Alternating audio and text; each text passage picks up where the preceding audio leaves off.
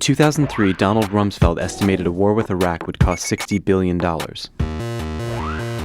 5 years later, the cost of Iraq war operations is over 10 times that figure.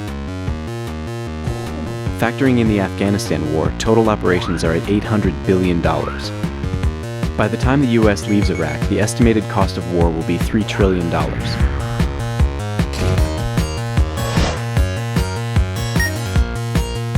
1.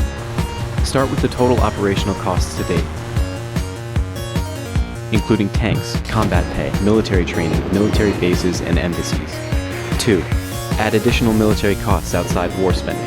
The military's budget is rising at a rate faster than any time over the last 40 years, and you can attribute that indirectly to the war. 3. Correct for inflation over the past 5 years. 4.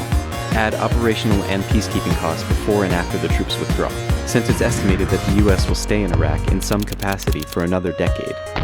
5. Add future health care for approximately 2.1 million returning veterans affected by war. 6.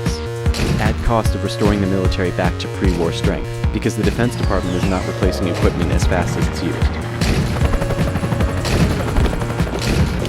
7. Add Social Security to veterans who can no longer work. The total cost of war to the federal government is $2.2 trillion. 8. Add interest, since the war is funded primarily from borrowed money. 40% of the war's budget came from foreign countries, and they'll collect interest on it for many years. The total budgetary cost of the Iraq war is $2.8 trillion. Next, we calculate the cost to society. Add the loss of economic output from soldiers' death and disability. The government pays a dead soldier's family $500,000, a sum that's less than what he would earn by pursuing a normal life.